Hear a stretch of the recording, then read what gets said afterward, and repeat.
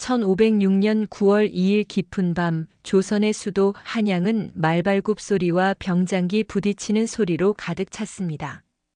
연산군의 폭정을 끝내려는 반정의 불길이 타오른 것입니다. 당시 왕의 이복 동생이었던 진성대군 훗날 중종의 사저에도 수많은 군사가 들이닥쳤습니다. 연산군에게 언제 죽임을 당할지 몰라 매일 밤잠을 설치던 진성대군은 밖에서 들려오는 소란에 결국 형님 연산군이 나를 죽이러 사람을 보냈구나라며 절망했습니다. 그는 칼을 들어 스스로 목숨을 끊으려 했습니다. 그 절체절명의 순간 그를 막아선 것은 부인 신씨였습니다. 그녀는 떨리는 손으로 남편의 칼날을 붙잡으며 말했습니다. 대군, 성급히 결정하지 마소서. 밖의 상황을 먼저 살펴야 합니다. 신씨는 침착하게 담장 너머를 살폈습니다. 그리고 말의 머리가 궁궐 쪽을 향해 있는 것을 발견했습니다.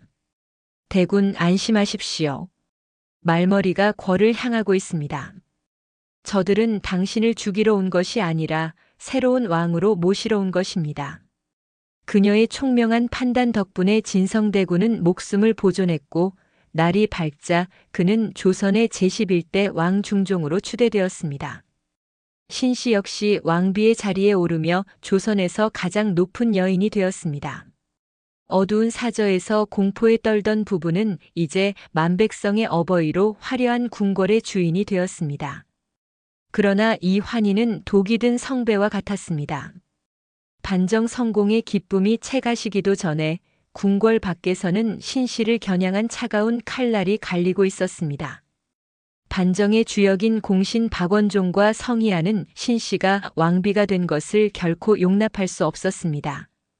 그녀의 아버지 신수군이 연산군의 처남이자 끝까지 반정에 반대했던 인물이었기 때문입니다. 자신들이 죽인 신수군의 딸이 중전의 자리에 앉아 있다는 것은 공신들에게는 언제 터질지 모르는 시한폭탄과 같았습니다. 피냄새가 채 가시지 않은 대궐 안에서 이제 막 왕관을 쓴 신씨의 운명은 거대한 권력의 소용돌이 속으로 휩쓸려 들어가기 시작했습니다. 왕비로 책봉된 지 불과 사흘째 되던 날 대궐 마당에는 차가운 긴장감이 감돌았습니다. 반정의 1등 공신인 박원종과 성희안, 유순정 등 권력의 실세들이 중종 앞에 엎드려 무서운 요구를 하기 시작했습니다. 전하, 역적 신수군의 딸은 국모가 될 수 없사옵니다. 종묘 사직을 위해 당장 신씨를 폐위하시옵소서. 그들은 자신들이 죽인 신수군의 딸이 중전의 자리에 앉아 훗날 피해 복수를 할까 두려워했습니다. 갓 즉위한 중종에게 공신들의 말은 곧 법이었습니다. 그는 분노하며 거부했습니다. 나를 죽음에서 구한 조강지처를 어찌 버리란 말이냐. 하지만 공신들의 태도는 강경했습니다. 그들은 군사력을 장악하고 있었고 중종은 그들에 의해 만들어진 왕에 불과했습니다. 공신들은 궁궐의 문을 군사들로 겹겹이 에워싸고 왕을 압박했습니다. 왕비 신씨는 처소인 교태전 안에서 밖의 소란을 들으며 자신의 운명이 다했음을 직감했습니다. 그녀는 남편이 자신 때문에 왕위에서 쫓겨나거나 목숨을 잃을까봐 두려워했습니다. 결국 즉위 7일째 되는 날 중종은 신하들의 압박에 굴복하여 폐위 전교에 서명하고 말았습니다. 신씨가 입고 있던 화려한 적의왕비의 관복는 벗겨졌고 그녀는 차가운 소복 차림으로 가마에 실려 궁 밖으로 나섰습니다. 기록에 따르면 중종은 차마 며느리의 뒷모습을 보지 못하고 병풍 뒤에 숨어 흐느꼈으며 신씨 역시 남편에게 짐이 되지 않기 위해 소리내어 울지 못하고 소매를 적시며 궁궐문을 나섰습니다. 조선 왕조 500년을 통틀어 가장 짧았던 7일간의 왕비 생활. 대궐을 나서는 그녀의 등 뒤로 거대한 궁문이 닫혔습니다. 이 문은 그녀가 살아생전 다시는 넘지 못할 문이 되었습니다. 왕과 왕비라는 신분을 벗어던지기도 전에 두 사람은 권력이라는 괴물에 의해 생이별을 당하게 된 것입니다. 신씨는 인왕산 아래 친정집으로 돌아갔지만 그곳은 이미 아버지가 죽고 가문이 풍비박산난 차가운 폐허뿐이었습니다. 궁궐에서 쫓겨난 신씨는 인왕산 자락 아래 위치한 사가에서 숨죽인 채 살아가야 했습니다. 왕비의 신부는 사라졌고 아버지는 역적으로 몰려 가문은 몰락했습니다. 하지만 그녀를 가장 고통스럽게 한 것은 남편 중종에 대한 지독한 그리움이었습니다. 중종 역시 마찬가지였습니다.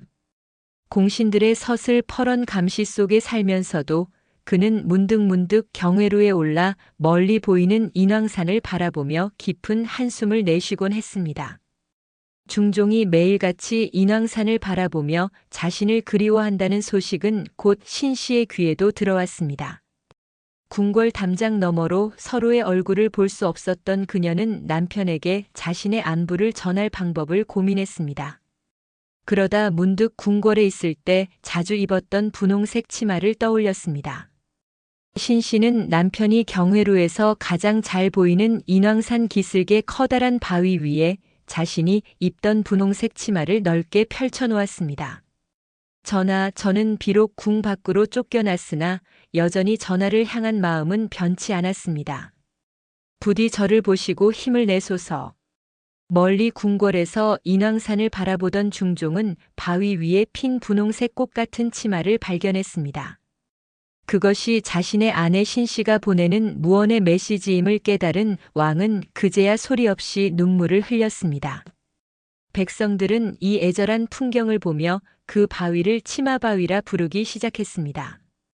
비록 몸은 떨어져 있어도 두 사람의 마음은 붉은 치마를 매개로 연결되어 있었던 셈입니다.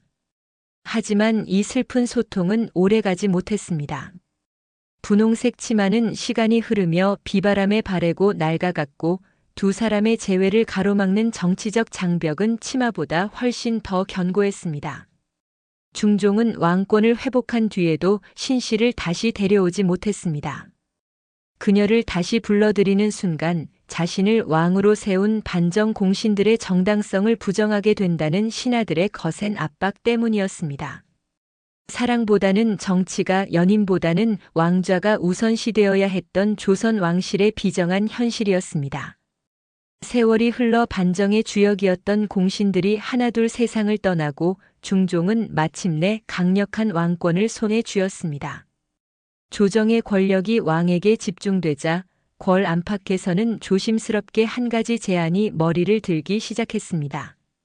이제 방해하는 이들이 없으니 인왕산 기슭에 홀로 계신 신씨를 다시 중전의 자리에 모셔야 하지 않겠습니까? 중종의 마음도 요동쳤습니다.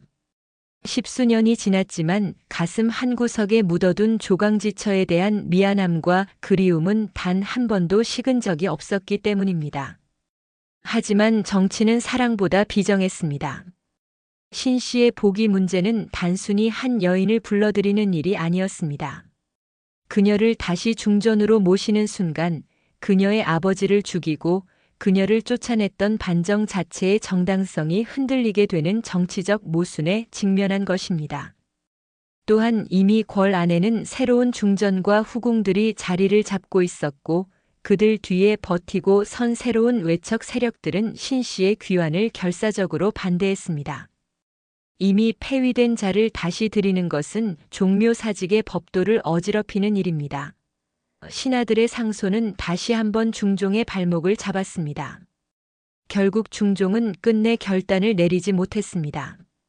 왕권을 강화했음에도 불구하고 신씨를 다시 불러들이는 것이 가져올 정치적 파장을 감당할 용기가 부족했던 것입니다. 중종은 죽기 전까지 신씨의 안부를 은밀히 물으며 그녀가 입을 옷과 음식을 보내는 것으로 그 미안함을 대신했습니다. 신씨 또한 자신을 불러주지 않는 남편을 원망하지 않았습니다. 그녀는 평생을 소복 차림으로 지내며 중종이 보낸 선물을 받으면 멀리 궁궐을 향해 절을 올리고 남편의 만수무강만을 빌었습니다. 1439년 중종의 재위 39년째 되던 해, 왕은 임종을 맞이하게 됩니다.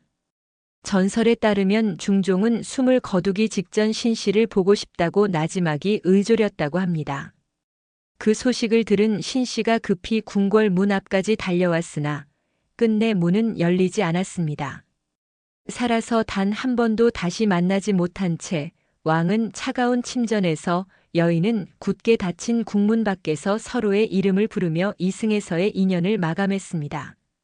7일의 인연을 위해 39년을 기다린 조선 역사상 가장 잔혹하고도 긴 엇갈림이었습니다. 중종이 승하한 후에도 신씨는 무려 13년을 더 홀로 살았습니다. 그녀는 죽는 순간까지도 나는 전하의 아내다라는 자부심을 잃지 않았으며 71세의 나이로 쓸쓸히 생을 마감했습니다. 비운의 여인이 죽고 난 뒤 그녀의 시신은 왕비의 예우를 받지 못한 채 친정 가문이 묘역에 조용히 묻혔습니다. 그러나 백성들은 그녀를 잊지 않았습니다. 인왕산의 치마바위 전설은 입에서 입으로 전해지며 조선 최고의 수뇌보로 남았습니다. 시간은 흘러 233년이 지난 1739년 영조 15년 마침내 역사의 정의가 바로 세워졌습니다. 효심이 깊고 의리를 중시했던 영조는 중종과 신씨의 애절한 사연을 전해 듣고 깊은 감명을 받았습니다. 영조는 조강지처를 버리는 것은 도리가 아니다라며 폐위된 지 233년 만에 그녀를 왕비로 복권시키고 단경왕후라는 시호를 올렸습니다.